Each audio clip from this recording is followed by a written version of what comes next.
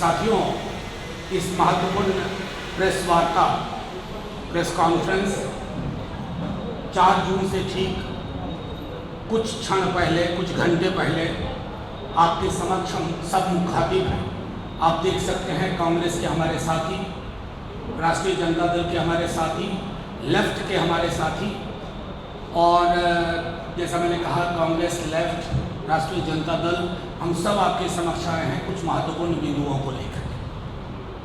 साथियों, बीते 1 तारीख से हमने खर्च का तमाशा देखा, जिसे लोग एग्जिट पोल के नाम से जानते हैं। एग्जिट पोल आप सब मुझसे ज़्यादा बिहार को जानते हैं। बिहार में ये एग्जिट पोल सक्सेस से ज़्यादा फेलियर हुआ है।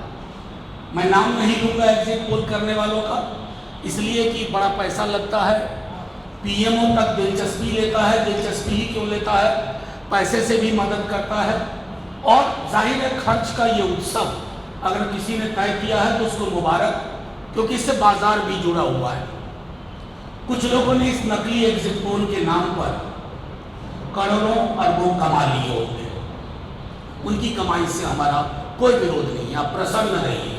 4 जून की दोपहर 12 बजे तक आपको प्रसन्न रहने का अधिकार है, आप प्रसन्न रहिए। आज हम सब, कल दिल्ली में, आज हम सब चुनाव आयोग के पास गए। हमने चुनाव आयोग से ये दरखास्त की है, और वो दरखास्त साक्ष्य के आधार पर की है कि पोस्टल बैलेट को लेकर के हमें 2020 वाले फरेब की अगर संभावना कहीं दिखी, आहट भी दिखी, तो प्रतिकार इस बार 20 वाला नहीं होगा। प्रतिकार उसी अंदाज में होगा, और ऐसा होगा जिसके पीछे बिहार की जनता खड़ी होगी हमारे साथ, क्योंकि पोस्टल बैलेट बड़ी संख्या में आया है। और आप सब जानते हैं पोस्टल बैलेट किनका होता है। वो उनका होता है जो बदलाव महसूस कर पाते हैं या बदलाव चाहते हैं। आपने 2020 की विधानसभा में देखा था पोस्टल बैलेट का, और कैसे, मैं बार बार कह रहा हूं कि स्मरण रहे, पूरे देश में शक्ति सिंह यादव उदाहरण बन गए थे कि कैसे बेईमानी से हराया जाता है। जीत का प्रमाण पत्र लेने के लिए कहा गया था कि बैठे रहिए, और बाद में घालमेल करके तो हमने सख्त बात कर दी कि पोस्टल बैलेट की गिनती हो, उस गिनती का समायोजन हो, और उसके बारे में नानुकुर वाली टेंडेंसी नहीं चलेगी। हर चरण की मतगणना के बाद जब तक वो सारे कैंडिडेट को सेटिस्फाई ना कर पाए, अब मैं दोबारा दोहरा रहा हूं, हर चरण की, मान लीजिए किसी क्षेत्र में 22 राउंड होना है, 1 राउंड मतगणना होगी, सारे कैंडिडेट के आंकड़े जब तक अपलोड ना हो जाए, सबकी संतुष्टि से ना हो जाए, तब तक दूसरे चरण की मतगणना में प्रवेश नहीं करना है। फिर दूसरा चरण हो जाए और उसी प्रक्रिया के अधीन हो तो फिर तीसरे चरण में जाना है। कहीं भी 17C फॉर्म आप सब जानते हैं, कई कैंडिडेट्स को 17C फॉर्म नहीं दिया गया। ये बात हमने चुनाव आयोग में भी कही कि नहीं दिया गया 17C। ये महत्वपूर्ण आंकड़ा होता है कि उस बूथ पर चुनाव की समाप्ति के पश्चात कितने वोट पड़े और उस पर सबके हस्ताक्षर होते हैं। उससे ज्यादा प्रामाणिक कुछ भी नहीं होता। अगर वो प्रामाणिक दस्तावेज उपलब्ध नहीं कराया गया है हजारों बूथों पर, तो जब मतगणना शुरू हो, स्ट्रांग रूम से कंट्रोल यूनिट और बैलेट यूनिट को बाहर लाया जाए। या तो आप उसकी तस्वीर खींचने की इजाजत दीजिए, या उस वक्त आप वो फॉर्म प्रपत्र मुहैया कराइए कि बूथ नंबर 1 पर 883 वोट गिरे, शाम 6:30 सबके हस्ताक्षर हो, वो कॉपी आप फोटोकॉपी उसकी उपलब्ध कराइए। उसकी क्यों आवश्यकता होगी? उसकी आवश्यकता इसलिए होगी कि जब डिस्प्ले होगा रिजल्ट का, तो अगर आप देखें कि बूथ पर 883 वोट गिरे लेकिन ईवीएम में 918 वोट आ रहा है। तो यह त्रुटि है, यह विसंगति है। इस विसंगति को दूर करने के लिए फौरी तौर पर कार्रवाई की जाए। सील में कहीं भी अगर कंट्रोल यूनिट, बैलेट यूनिट इस सील में कहीं कोई दिक्कत है, तो आप उम्मीदवार की बातों को ध्यान में रखते हुए तुरंत पहलकदमी लीजिए। ये मैं आज के प्रेस कॉन्फ्रेंस के माध्यम से तमाम डिस्ट्रिक्ट मजिस्ट्रेट से, ऑब्जर्वर साहिबान से, साहब से ये कहना चाहता हूं कि इस बार अगर किसी भी प्रकार की गुंजाइश रखी आपने धोखाधड़ी की, चाहे किसी भी बड़े आदमी का फोन आया हो आपके पास, किसी भी बड़े आदमी का फोन आया हो, तो सबसे बड़ा फोन जनता के पास, वो सारे फोन पलट देती है, तोड़ देती है। ये ध्यान में रहे। हम चाहते नहीं, आप एक एक चीज रूल बुक के हिसाब से करिए। कानून की किताब में, इलेक्शन मैनुअल में 1961 की जो प्रावधान है उसके आलोक में आप एक एक चीज, चाहे 17C का हो, काउंटिंग के हर चरण का मामला हो, या 17C में जैसे अब डिस्प्ले में आ गया कि इसको 400 वोट ए को, बी को 320 वोट, सी को 80 वोट, डी को 40 वोट, ये जब तक लोग नोट ना कर ले काउंटिंग एजेंट और संतुष्टि के साथ नोट ना कर ले, आवश्यक हो तो आप फिर से डिस्प्ले बटन दबाइए रिजल्ट का, ताकि जिन्होंने नोट नहीं किया है वो नोट कर पाए। ये सारी चीजें हमने चुनाव आयोग को भी कही है, लिखित में दिया, मौखिक रूप से हम सब गए थे, हमने अपनी बात रखी। बस इतना बताना चाहते हैं कि एग्जिट पोल के मनोवैज्ञानिक ट्रिक में बिहार की जनता फंसने वाली नहीं है। हमने जनता का सर्वे देखा है, तेजस्वी यादव का बिहार में कैंपेन देखा है। एक तरफ नौकरी, गैस सिलेंडर 500 रुपए, महिलाओं को 1 लाख रुपए, सेना की पूर्ववर्ती बहाली, रेलवे की नियुक्तियां, दूसरी तरफ भैंस खोल लेगा, मंगलसूत्र छीन लेगा, बिजलियां काट देगा, टोटी तोड़ लेगा, मुजरा करेगा। ये दो विमर्श का चुनाव था, दो विमर्श का चुनाव। और बिहार की जेपी कर्पूरी वाली जनता तेजस्वी यादव के नेतृत्व में, जो पूरे महागठबंधन ने, लेफ्ट पार्टी ने, वीआईपी ने, कांग्रेस ने, आरजेडी ने जो कैंपेन लॉन्च किया, उस कैंपेन के आधार पर मिनिमम, हमारे साथी शक्ति जी तो आगे, मिनिमम 25+ सीट हम जीतने जा रहे हैं। और ये आपको कल दोपहर तक पता चल जाएगा। ये भी पता चल जाएगा, आप देख रहे हैं कि कुछ चैनल्स अपने एग्जिट पोल के आंकड़े को 1 दिन के बाद एडजस्ट कर रहे हैं। ये एडजस्टमेंट क्यों हो रहा है? वो धीरे धीरे हो सकता है शाम तक और एडजस्ट, और कल तो पूरा एडजस्ट हो जाएगा जब आंकड़े आ जाएंगे। इस 3 दिन में जिसको पैसे कमाने थे कमा चुका, जिनको गंवाने थे गंवा चुका, और पीएमओ 3 दिन तक प्रसन्न रहे। आखिर में फिर यही कहूंगा आपके माध्यम से, तमाम जो लोग जो काउंटिंग के रिस्पॉन्सिबल अथॉरिटी हैं, जो रिटर्निंग ऑफिसर हैं, ऑब्जर्वर्स हैं, उन सब से, AROs हैं, उन सब से आग्रह है। कल सुप्रीम कोर्ट इलेक्शन कमीशन का वो भी आ गया। कई जगह शिकायत मिल रही थी कि ARO के टेबल पर काउंटिंग एजेंट नहीं देंगे। हमने वो लड़ाई नहीं जीती है। हर जगह काउंटिंग एजेंट होगा, हर जगह। और जब तक संतुष्ट ना हो जाए गिनती को, तब तक बात आगे नहीं बढ़ेगी। तो तमाम लोगों से फिर अपील करता हूं, DM साहब से, ARO सबसे, गिनती में घालमेल की कोशिश मत करिएगा, क्योंकि चीजें फिर हमारे हाथ में नहीं रहेंगी। जनता तैयार बैठी हुई है, जनता तय करेगी क्या करना है, प्रतिकार का स्वरूप क्या होगा। शुक्रिया, जय हिंद।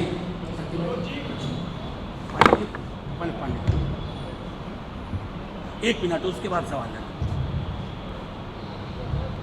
इलेक्ट्रॉनिक प्रिंट मीडिया के मित्रों, मनोज झा जी ने आपके आज के ब्रेकफास्ट की जानकारी दी। हम लोग चुनाव कमीशन से मिले हैं। आपके माध्यम से यह कहना चाहते हैं कि हम जनता का जन उभार बदलाव के पक्ष में बिहार देश में एक उदाहरण साबित करेगा। और हम आपको विश्वास देना चाहते हैं कि मनोज झा ने 25+ का जनता का जो जन उभार है वह 30 से ऊपर का। मैं इस बात को इसलिए कहता हूं कि पूरे बिहार के 40 पार्लियामेंट में महागठबंधन के पक्ष में आंधी चली है। जात धर्म से ऊपर उठकर मतदाताओं ने मत दिया है। पोस्टल बैलेट पेपर की गिनती पहले 8 बजे से होगी। मैं आपके माध्यम से कहना चाहता हूं, पोस्टल बैलेट पेपर की गिनती का अनाउंसमेंट करो, तब ईवीएम खोलने का काम करो। ईवीएम का एक राउंड अनाउंस करो, तब दूसरा राउंड शुरू करो। हम तमाम रिटर्निंग अफसर से, तमाम एआरओ से हम कहना चाहते, बिहार में जनमत को दबाने की कोशिश नहीं हो। निष्पक्षता से आप कल के मतदान में भाग लें। राम नरेश पांडे, सचिव भागवत।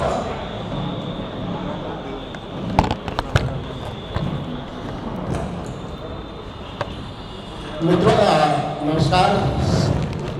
आप दूर से सारी बातें आदरणीय मनोज झा जी ने, रामेश पांडे जी ने कह चुके हैं। कई महत्वपूर्ण बातें कि आप लोगों को चुनाव से एक दिन पहले बात हम लोग आपसे कर रहे हैं। 2 बातें स्पष्ट है, जो एग्जिट पोल है वो एग्जैक्ट पोल नहीं है। वो इसलिए हम कह रहे हैं कि जो मीडिया के साथी धरातल पे हैं उनसे इतर उनका चैनल भी एग्जैक्ट पोल दिखा रहा है, वो भी संतुष्ट उससे नहीं है। दूसरा, कई बिंदुओं पे चुनाव आयोग से हम लोगों ने बात की है। एक प्रमुख बातें हैं कि पोस्टल बैलेट की गिनती कैसे होती है, नियम क्या है कि पहला 1 घंटा पोस्टल बैलेट की गिनती होती है। अगर वह पूरा नहीं हुआ तो ईवीएम और पोस्टल बैलेट की गिनती पैरेलल चलता है और तब तक वो जारी रहता है जब तक समाप्त ना हो। लेकिन परंतु आखिरी राउंड के गिनती से पहले पोस्टल बैलेट की गिनती को समाप्त करना है। गड़बड़ी यही होती है।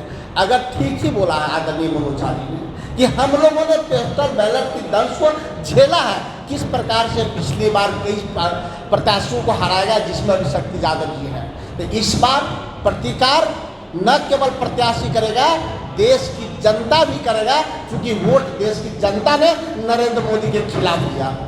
धन्यवाद। एक मिनट सवाल लेंगे, बस एक सेकंड, फिर सवाल लेंगे यार।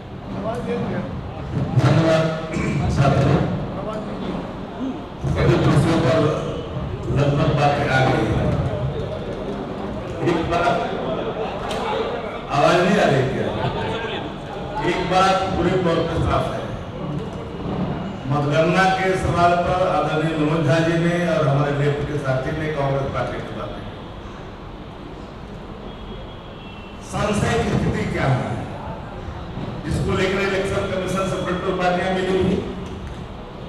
बैलेट पेपर सबसे पहले रिपोर्टिंग जब बैलेट का है उस गिनती को समाप्त कर करके अनाउंस करिए, तत्पश्चात पहले राउंड की गिनती शुरुआत करिए, ईवीएम की शुरुआत करिए। इस समय मनोज झा जी ने और इलेक्शन कमीशन से बातें क्या हो गई है। दूसरी महत्वपूर्ण विषय, एग्जिट पोल और एग्जिट पोल पर नहीं जाएंगे, कुछ और पोल भी आए हैं। 48-49 डिग्री के तापमान में जहां लोग मोदी कराने के लोग जहां एसी में बैठे थे, आज वही एग्जिट पोल दिखा रहे हैं। तो सड़कों पर, गांव में, कस्बों में नहीं, एक और एग्जिट पोल आया है जो 25 दिखा रहा है, अगस्त में जाना ही नहीं चाहता। एग्जिट का इंतजार करिए। और अनिल तेजस्वी ने कहा है कि चौंकाने वाला देगा, बिहार निर्णय तो चौंकाने वाला देगा। इस बात को आप जानते हैं, सब लोग जानते हैं। भले ही आस्था की बंधनों में फंसाने वाले लोग भले ही माने न माने, एक बात और विनम्र भाव से सभी जिला मुख्यालयों में पदस्थापित जो भी पदाधिकारी इस इलेक्शन में लगे हैं, आप बिल्कुल कानून के दायरे में हैं और जनता भी उसी कानून के लक्ष्मण रेखा पर खड़ा दिखाई पड़ेगी। उसके आगे आग्रह करेंगे कि आप न लाने, और उसके आगे जनता भी लाना नहीं चाहती है, लेकिन लाने में तो सामना करना पड़ेगा। कानून के दायरे में, कानून के तहत निष्पक्ष मतगणना हो, और 1 घंटा 2 घंटा 3 घंटा होता है तो बेईमानी करते हो तो 4 बजे भोर में सर्टिफिकेट देते हो, 6 बजे सुबह में देते हो।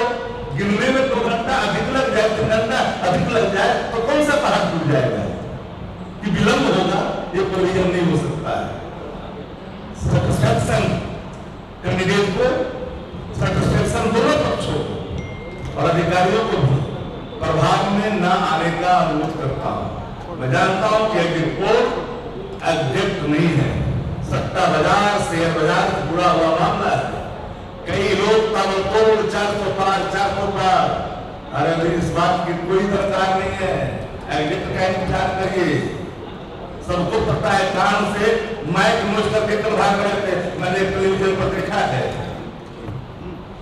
इसलिए आग्रह है सब लोगों से, भाई हम लोग बिल्कुल कानून का पालन कमीशन से आग्रह किया। हमारे मनोज झा जी के नेतृत्व में सारे डेलीगेशन गए और जाकर के बातों को रखा गया।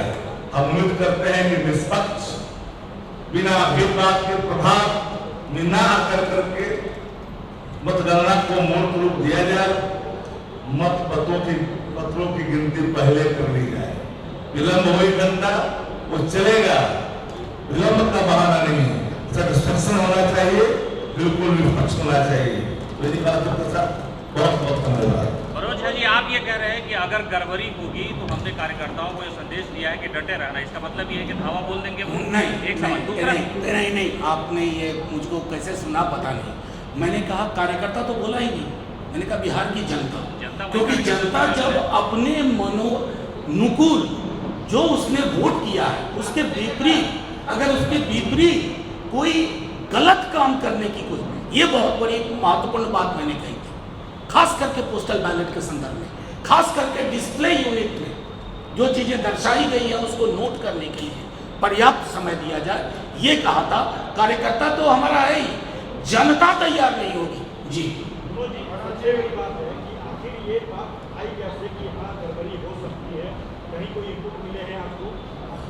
नहीं, इनपुट बिहार विधानसभा आप लोग तो सब हमको बोले भी है व्यक्तिगत तौर पे, आपकी सरकार बन रही थी, मैनिपुलेट किया गया।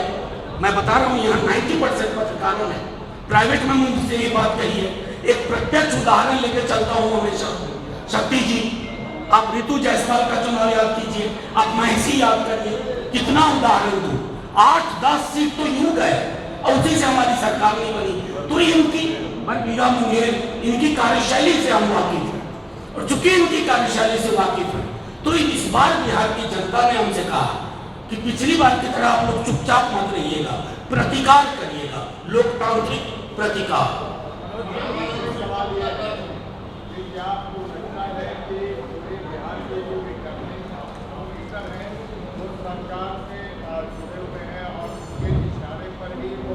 नहीं, हमें लगता नहीं है, हम उम्मीद करते हैं कि वो जो संविधान की किताब है ना उसके अनुरूप व्यवहार करेंगे, किसी के फोन कॉल के आदेश में व्यवहार नहीं करेंगे। बस आप हमसे बेहतर जानते हैं, आप क्या मैं बताऊं, आप मुझसे ज्यादा जानते हैं, आपकी जेब में उनके नाम भी होंगे। अभी 11 बजे नहीं, मौखिक बोला पहले कर देता। ये तो आप लोग तय करेंगे, हम सीधा ये कह रहे हैं हमने अपनी आशंकाएं, अपना बल, अपना आत्मविश्वास आपके समक्ष रख दिया। आप इंतजार करते हैं कल का। नहीं, ऐसा मैंने नहीं कहा। रिटर्निंग ऑफिसर्स को भी रूल बुक से चलना चाहिए। बस इतनी सी गुजारिश की है। आप लोग इसको इसी रूप में देखिए ना। इसी देश में चंडीगढ़ के मेयर इलेक्शन को आपने देखा, वो देखिए। आपने ये देखा कि सूरत और इंदौर में कैंडिडेट ही नहीं हुआ। सूरत में तो वहां की जनता को चुनने का मौका ही नहीं लगा। अगर उसके बाद भी आपको बहुत भरोसा है हमारे बड़े साहब और छोटे साहब को लेकर के, तो इसका मतलब आप उससे ज्यादा मुगालते में हैं। एक मिनट, अलग अलग लोगों से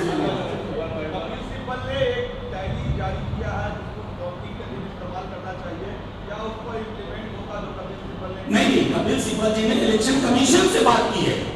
ये कपिल सिब्बल जी ने अपने घर में नहीं बताया है। एक बहुत महत्वपूर्ण जीत कल भी हासिल हुई कि काउंटिंग टेबल जो फाइनल है RO का, उस पर पहले काउंटिंग एजेंट को लेकर के दुविधा की स्थिति कर दी थी चुनाव आयोग ने। कपिल सिब्बल जी ने इस बात को उठाया और अब सुनिश्चित किया गया है कि RO टेबल पर भी काउंटिंग एजेंट होगा।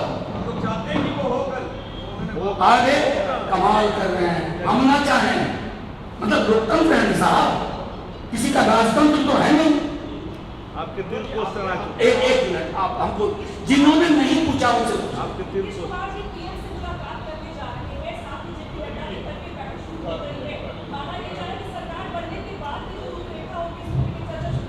देखिए, नीतीश जी के लिए बड़ा सम्मान है, तेजस्वी जी का भी है, हमारा भी है। उनके आधार समूह उनका जो है वो वो खास करके चाइनीज मार्ग का जो कमल छाप पकड़ाया गया था, उस दिन से बिहार के हर आदमी को कष्ट हुआ, चाहे वो बीजेपी का वोटर हो, जेडीयू का हो, हमारा वोटर। जाहिर तौर पर नीतीश जी स्वयं विवेक से अगर निर्णय लेंगे तो अलग लेंगे, लेकिन अभी दिक्कत क्या है ना, निर्णय नौकरशाह ले रहे हैं, निर्णय ऐसे एक आध पॉलिटिकल लीडर ले रहे हैं जिनके पास में नीचे की जमीन नहीं है। इंतजार करिए। थैंक यू, शुक्रिया।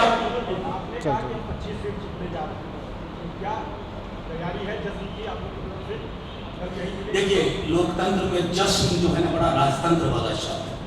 जनता जश्न मनाती है। जैसे आपको याद हो, आप तो थे उस चुनाव में, मुझे याद है, चैनल दूसरा था।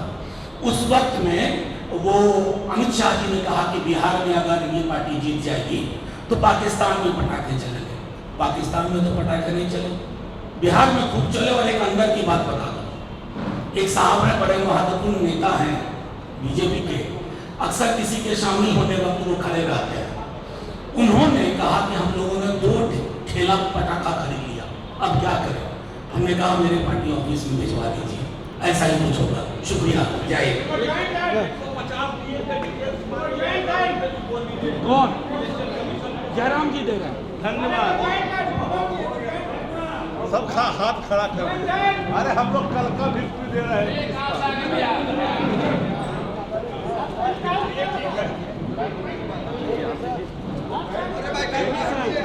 जय किसान। चलो, जय हिंद।